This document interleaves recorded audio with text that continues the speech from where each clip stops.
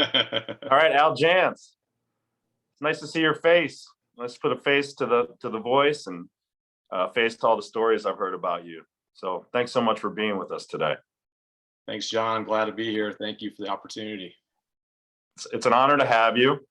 It was interesting when we were talking earlier in the week, hearing that you had family from Hammond, Indiana, and your aunt, Twyla, actually was in the same class as my dad at Hammond High School in Hammond, Indiana. So that is just so wild to me. You know what I mean? Just incredible. Small world. When you said, I obviously listened to a bunch of your interviews, and you said you're from Hammond. I went, wow. It was like, my parents have been saying, I just, what they say, the outskirts of Chicago basically is what we tell everybody, so.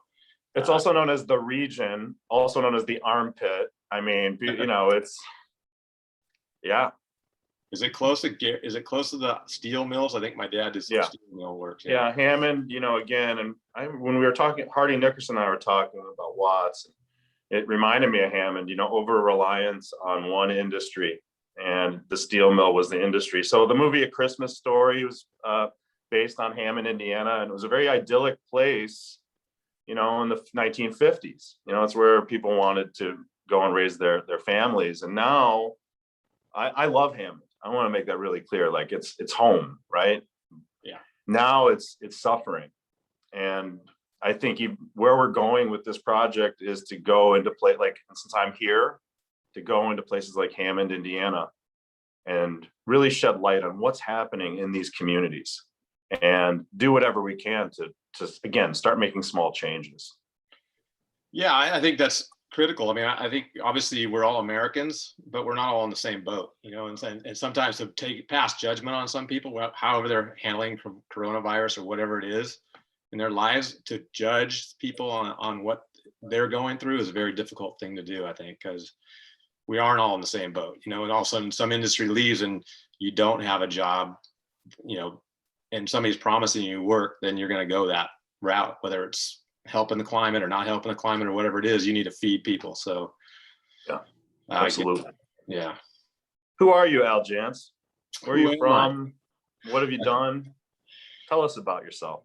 All right. Well, just kind of a edited version. I grew up down at the beach. I was a very fortunate kid. My parents obviously migrated out from Hammond and Cherville, Indiana. They met somewhere around that area, and after college they got married and moved out west. And my dad thought he got a job. He's a teacher, and he got a job in Los Angeles, and he wanted to visit San Diego before he went to LA, and just fell in love with it and never left. So, and obviously where I grew up in Mission Beach, which we all been talking about a lot. But that's where they settled, bought a home, a little small house, 700 square feet, and raised four kids, 2 bedrooms, 1 bath, 6 of us. Wow. Great action. Tight. And my dad being a school teacher, we were all getting up at 7, basically using that 1 bathroom, and they were not. What did your dad teach? He taught government, economics, history. History nice. Is what really he fell in love with. He wasn't a great student in high school, and found history in college, and just excelled. Got his master's at Wisconsin, and he was a great teacher from all accounts. From all of his students, they loved him. We had friends that had bigger homes with pools in La Mesa inland, about 10 miles, and he would always go, we could have that house right there if you want. We could. Now we're happy living in the. We knew where we were. We were in a really special place, and growing up right on the beach, we grew up surfing, playing volleyball, over the line. So there's just those typical beach sports.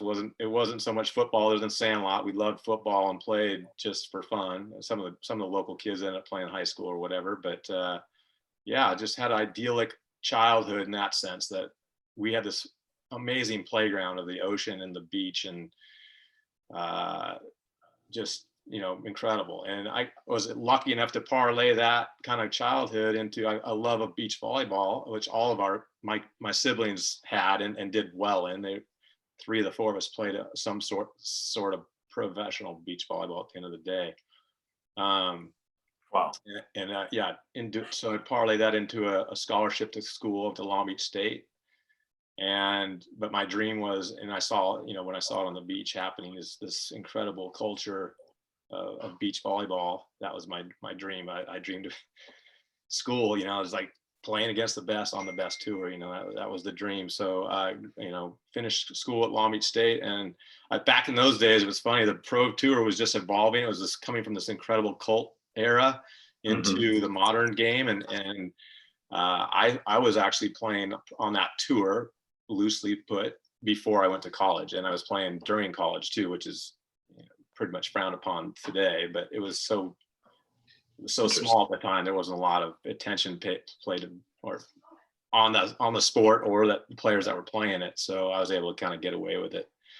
But yeah, so as soon as I finished school, I got on a pro beach volleyball tour and was able to play it up there.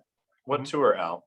AVP tour was Associated Volleyball Professionals, and was even a part of creating that AVP. Because before that we had promoters, and we thought these promoters were taking advantage of us players, and most of the players had all been college graduates and were fairly intelligent, looking around going, hey, they're making a pretty good amount of money, we're not getting much here. So founded the AVP with the Players Association, and then that tour just took off. I mean, it took this incredible culture and took it around the United States, basically packaged that California lifestyle and went to all over. We had, like, at the heyday, 25 stops around the country.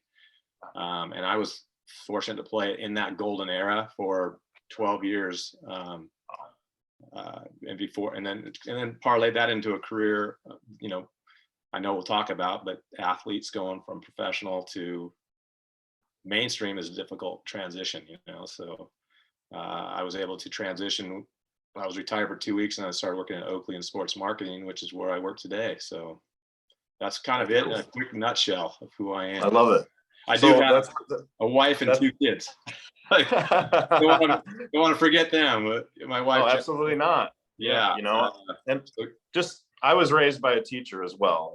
My mom was a phenomenal teacher, English and speech and drama. She directed the plays at our high school, and really highly creative. I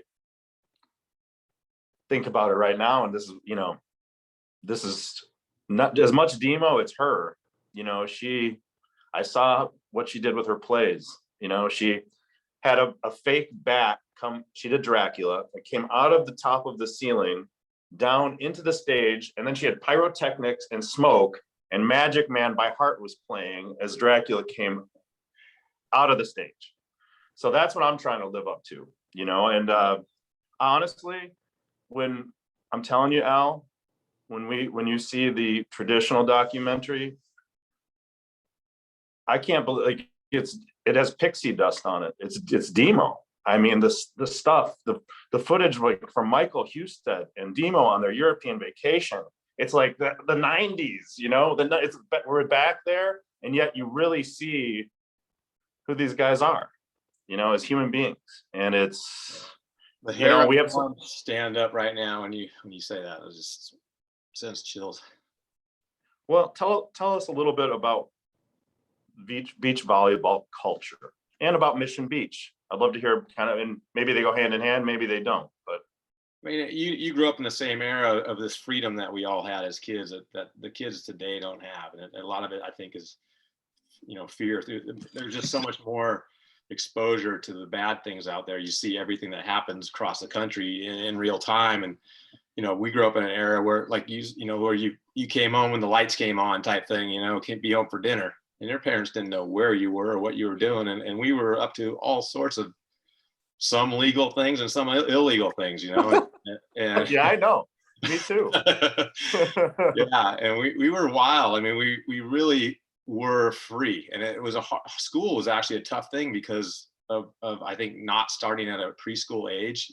Even between that freedom till 5 years old was significant, so having to corral these kids into schools and educate them when we've had this incredible freedom to get in our boats and these, we weren't given boats. We had paper routes or whatever it was. And saved our money and bought toys that we could use in that playground that we lived in. And growing up at Mission Beach was amazing. I mean, it was, everybody knew each other. It was a small spit of land. It's like there's a boulevard that runs down the middle, and there's 5 or 8 houses on one side that runs into the ocean, and there's 5 or 8 houses on the other side that runs into the bays, so you had a place to put your boats and launch your boats and play volleyball. When it was windy on the ocean, you go to the bay side and it was calm, so but we would go out and we would shoot, we would fish, and we would we would gather food. Our parents would they didn't care what we were doing as long as we came back with crab and fish and stuff for the table. Nice. We were hunting, gathering at an early age, and gosh, if we saw movie Jaws, we wanted to go harpoon that shark, and we would get a harpoon, and we would get out of the boat, and we'd go 10 miles out of the ocean trying to harpoon a shark. Thank God we never were big enough to actually do the job, because we would probably been towed under a tin can like that. But that's just a kind of a snapshot of the freedom that we had at the beach and growing up and surfing and doing all this stuff. That was, it's really a treat to be able to grow up that way, I think I'm grateful every single day. I drive down the coast and just go, man, like, I'm so fortunate to be able to live here and do this, what I do, and meet the people I meet and whatnot. And I have a lot of gratitude for that. And and beach volleyball, it's the growing up, that was just the culture. It was so incredible. It was, you did battle during the day with your friends, like you tried to beat them as bad as you could. And then you'd go out and party. There was it was a party, there was tan bodies. It was, it was just this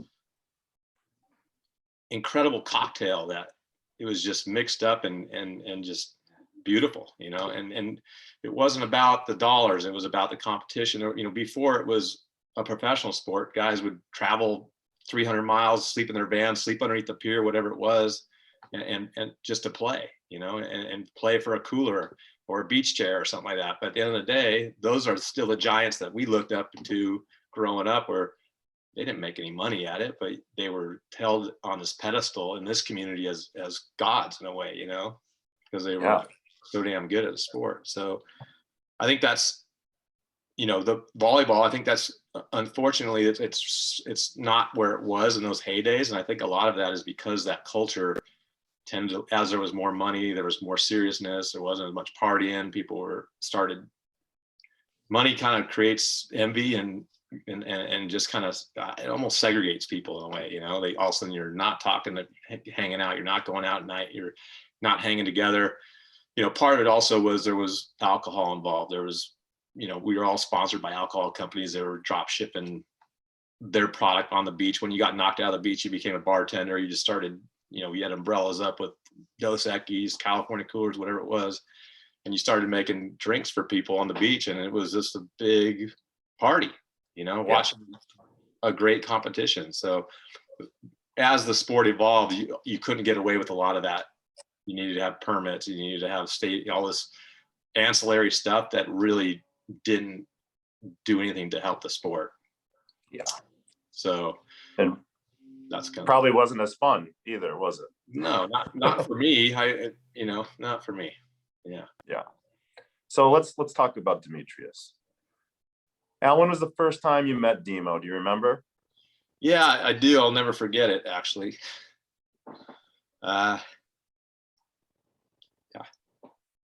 It's all right. I think it'd be this hard to talk about. I'm right here, brother. Yeah. I'm right here. Okay, you got this. It's fine. Yeah, we met in a bar in Vail, Colorado, and it was on a ski trip. I was with a bunch of my buddies, and we were there. Oakley would take us on a trip every year, and it was a great trip to be on with brothers, and Oakley was a great sponsor in that way. They would kind of take us on these trips that we'd talk about all year long, and we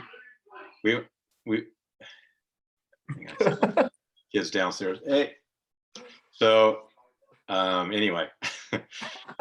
Don't even sweat it. Oh boy. So anyway, we're in this bar, the Red Lion, and there's this guy's up there singing the song, Hunger Strike by Temple the Dog. Oh yeah. Unbelievable song. It's still my favorite song of the day. I always ask, whenever I hear a song playing, I ask if they can play it. When they do, I think of Demo. He's singing the song and he is unbelievable. His stage presence, his essence, the room was lighter, brighter when he was in it. Yeah. And that's when I noticed this guy. I was like, oh wow, like this guy, there's something special about this guy. And I really wanted to meet him, you know. So we got done singing the song and comes down and I, you know, we hit it off and we just had a great night. It was wild that I connected with him he's an athlete. We connected there. We talked about it a little bit and I just remember having a great night, but I remember waking up in the morning going, I don't have this guy's contact details. We never exchanged numbers or anything. I'm like going, I almost felt like I met a really hot chick that night. I was just going, unbelievable. Like, how did I screw this up? Like, I don't even have his number. I can't. Yeah. And Right. this is back in '95. So it's not smartphones. I don't even know what I think it was phone time or whatever. So yeah, there was no way for me to contact him again. And it bummed me out. I was probably bummed the rest of the trip going, that was an incredible connection. And I felt really good about it. And I never got to see him. So it was a bummer. And I was like, went back home and went back to my life. And shoot, I don't know if it was 3-4 months later, I'm working out at this gym, Frogs, in Solana Beach. And lo and behold, there he is working out.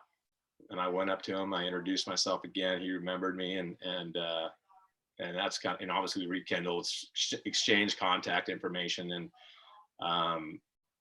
And this is where part, like, I know we were going to talk, and I can't remember exactly how long this took, but I was kind of towards the end of my career. I was mentally, I was in a good spot. I should have been in the prime of my career, but physically I was really struggling. I was really starting to break down, having a lot of pain.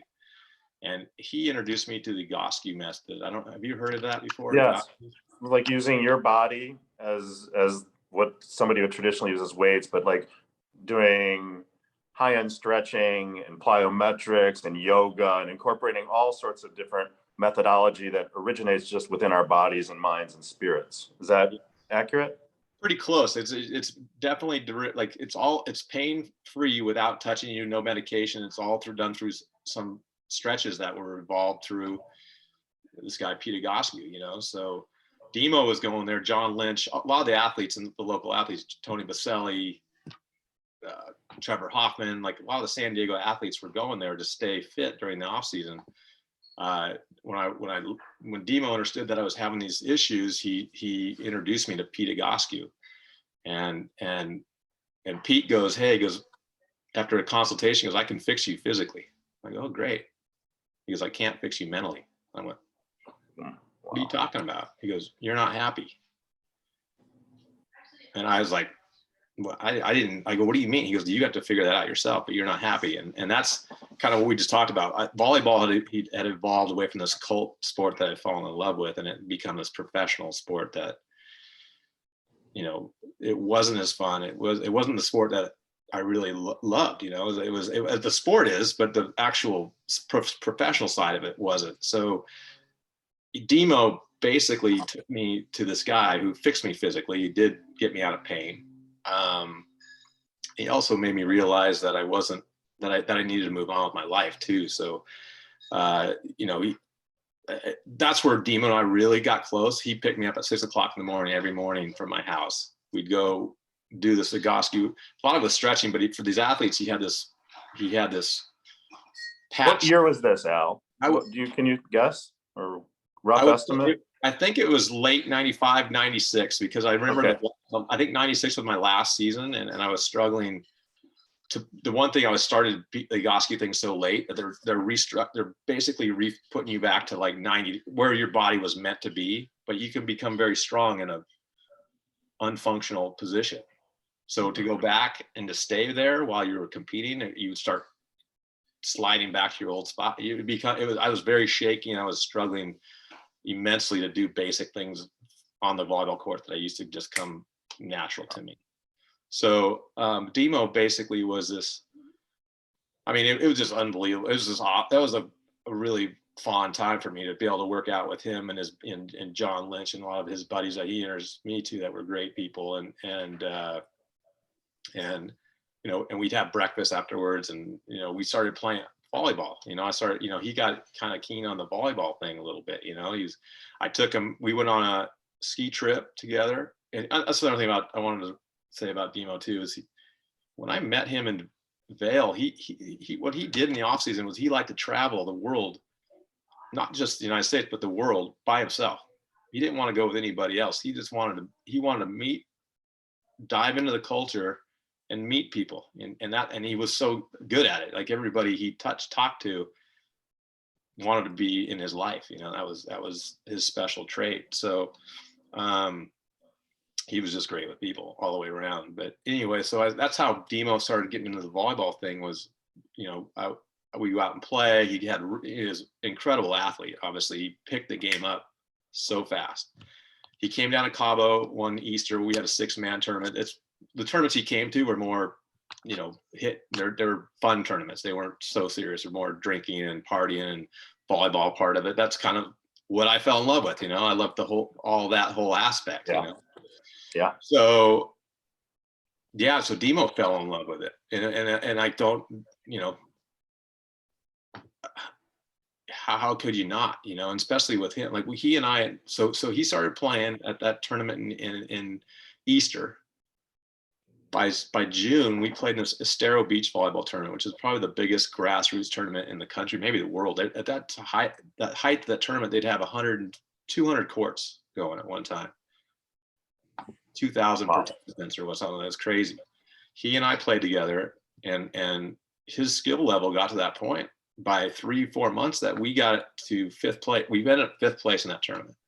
He was pissed that we didn't do better, of course. Of course he was. Because I was drinking. That's what you do. You drink and it's a fun tournament. But I got a little overserved, and he probably was carrying me at the end, or who knows? I don't know. But yeah. He obviously had a great time. We had incredible fan support, good amount of crowd there. I think he really got this feeling of what a great culture this was, and that he wanted it.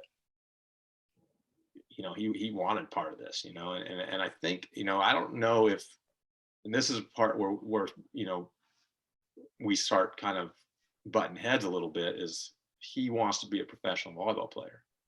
And I'm telling him, you're a professional football player, and you're making a great living, and you're from all accounts, I didn't know him in college, and I see him play a lot, but I obviously I knew that he was a special athlete, and that he could do whatever he wanted. He kept telling me that I could do whatever I wanted. I should be winning more.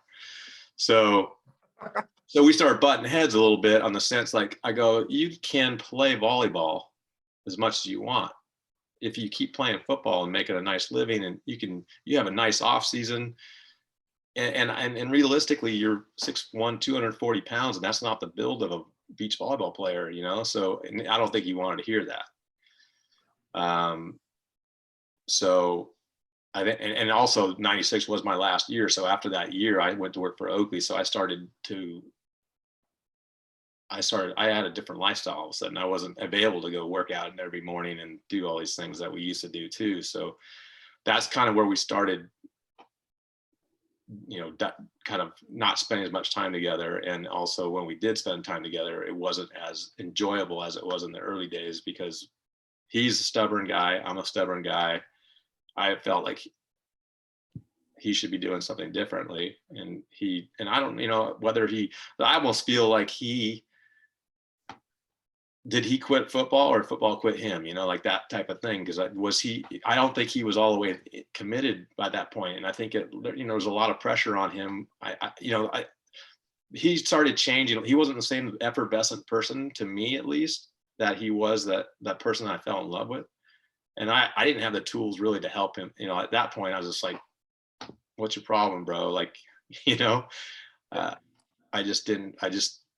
that's one of the things I regret the most, is just not being able to, to really just talk to him, just to get what was bothering him out. And, because to get him back to this place of joy that he once was, he seemed like he was tortured. Now it's all speculation by me, but I'm thinking he loves the culture of the beach volleyball, which I totally understand. It's an incredible pull, it's to be able to be out there on the beach every day and do that. I just felt that he was this, incredible athlete, great football player, had this opportunity to make a nice living and then be able to play volleyball during his off season, and then potentially play his entire life after. Why do you think he was in a dark place? No, I mean, like I said, he didn't talk, I didn't know a lot about his life. I knew it was very superficial, as most of us men are. Talking about those things that are giving us pain is a difficult thing. And whether it was, people, I know, there's people in his position that are a lot of people counting on him. Not just, he can't just be a free spirit, I mean, there might be, and that could have been it. That could have been some of it. I don't know, but I definitely know that, talking to Claudia, and I know you talked to her, that there was a change in his personality and his persona, and it was driving a lot of his friends away. I'm not sure what year it was, but it was either 90, could have been 99, 98, but that's a Estero Beach volleyball tournament. I was back down there, and he came up behind me and he grabbed me in a headlock and pulled me backwards, and was kind of choking me a little bit, but I twisted out of it, and he was inebriated, and he goes, man, he used to call me Pena, because I told him one story about, I called myself Alejandro. I was playing in Mexico to try to get crowd support on my side. So he used to call me Pena. Pena. He goes, I love you, man. I love Pena. I love you. And I said, you got a fucked up way of showing it, cause wow, it was like kind of, he had me in this headlock, and I pushed him away, and yeah, that was not the right thing to say. Obviously, it might have been the last thing I said to him, and that's tough to live with too, So I don't know. I don't know. It's all speculation, but I definitely know he was in pain, and it was emotional pain, and that place of joy, that person, that smile that lit up a room every time, like you just didn't see that. I didn't see that. And I know he was spent a lot more time down south in Mission Beach, and maybe that group, Randy West and those guys, maybe they saw a different guy. I don't know. I went to work at 96 at Oakley, and I started seeing him less and less. Yeah. So that was the last time you saw him, and you think it was probably 99? I think either 99 or 98. Yeah. I don't know if it was that close to his death. I almost probably say it's 98. Like late 98, maybe. Like, and that summer of 98 would have been. Summer of 98. So a year before his death. Yeah. I think it is all speculation, because you're right about the burden, the weight of responsibility that he felt.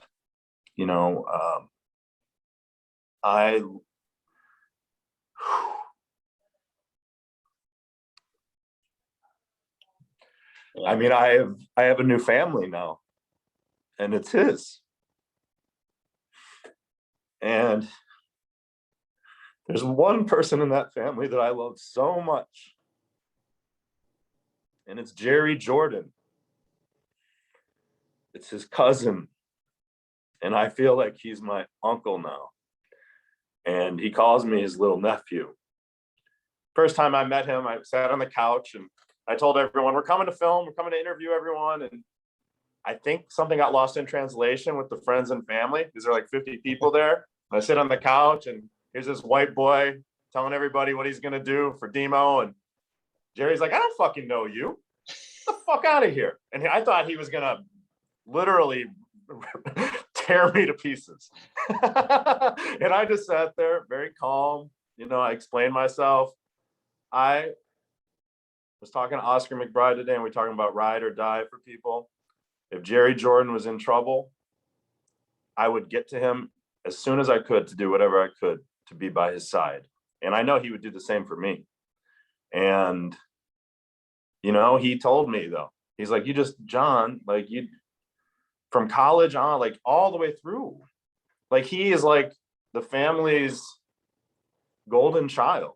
So that effervescence, like think about that, Yeah. how he is with his family, and he has a family that is close. They all congregated on Chrissy's house in Seattle.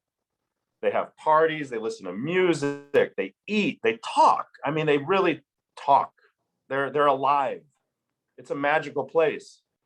But now imagine, it's still lively, it's still a great time. Everyone has a good time, but there's also that burden that he felt. Now everyone in that family feels it. And the weight of his loss, I mean, you know how much emptier that room is without him? I mean, could you even imagine? No, not his ability to light up a room and just keep everybody happy. And Demo, man, I So mean, he's a leader, man, man, that's for sure. what, where were you on July 24th, 1999? And what do you remember about it?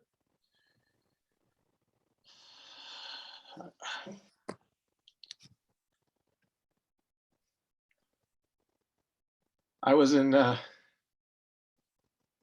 Canada.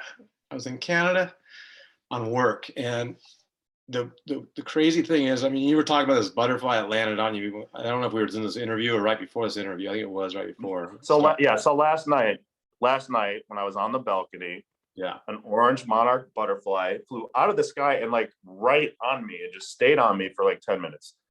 I walked around with it on my chest. And this morning when I woke up, it was in the kitchen still hanging out. And I picked him up and I said, hey, Demo, go, man. So go ahead. yeah. So I had incredibly, I had a horrific water ski accident. I don't know exactly the day, but it was after Demo was killed, although I did not heard about it yet. This accident should have killed me.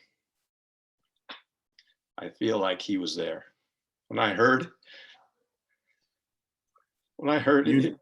he was shot and killed, I felt like he was my angel, you know. So that's where I was. I had shattered a bunch of ribs. I had to be up in Canada for I had lacerated spleen. I was in the hospital for a week.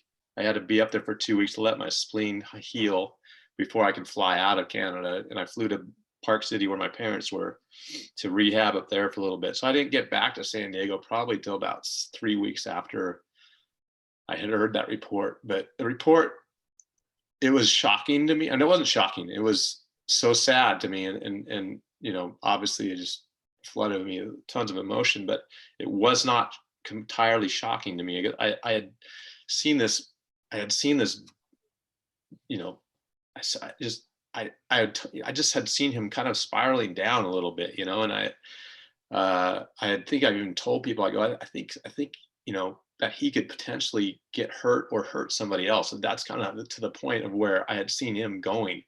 So when that came through, I literally was not entirely shocked. I didn't know any of the details. I just thought that he had, you know, been shot and killed. I think I'd never really heard a lot of the details until you went and did your, when you kind of went through the documents and portrayed what went down in real time in the actual environment of what happened there. And yeah, it was tough. I you know, I've listened to a lot of your interviews. I had one incident myself with the San Diego Sheriff Department down here on 101 on a night that I was doing nothing wrong. There was no bars around. It was fairly early in the evening. I was not drinking.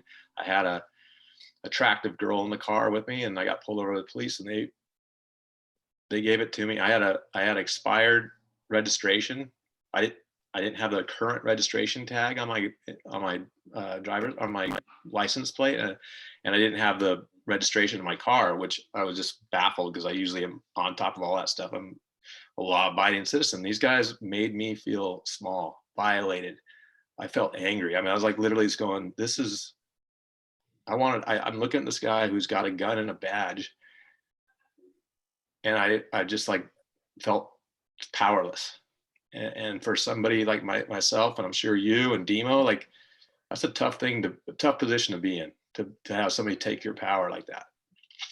And we know of 3 times that happened with Demo, at least, right? So Notre Dame, yes, that sheriff that you were just talking about that kind of hassled him in Mission Beach for yes. no reason. And that night, I'm sure there's a lot more. I'm sure there's that 3 that we were documented. I'm sure there's family that have gone through things and whatnot, and other people. And I think that, you know, there's a point for that incident to escalate from a conversation sitting on a stairwell to shooting somebody 13 times. There's just, in my eyes, there's no rationale for it and no understanding of it, you know? Yeah. Al, can you look at me and give Demo the real goodbye, the one that you would want? Let's make it right now.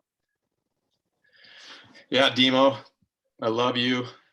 I wish I was there for you. I wish we could have spoken and found out, you know, what it is that was causing you so much pain. And I wish I had the tools to help you out, you know, to help you out of that place that you were in, and get you back to joy, and have you here today, you know, to see your family, to see my family, to play beach volleyball together on weekends down in Del Mar. I mean, it's just, I'm just so sad that you're not here in our lives today. It's beautiful, Al. And I want you to, this is your chance, I want you to talk about anything you want. Anything at all is, you know, again, just go for it.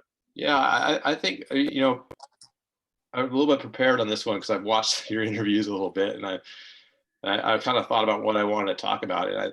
What I did want to, and I talked to you about it briefly on the phone when we spoke, is, you know, mental health, you know, and how quickly mental health can, a lot of us think that that's something that you're born with, schizophrenia, some kind of mental illness, but you and I both know, John, we've gone through some dark places ourselves, and how fast you can go from 55 years on this planet with no mental issues to overnight needing somebody to talk to.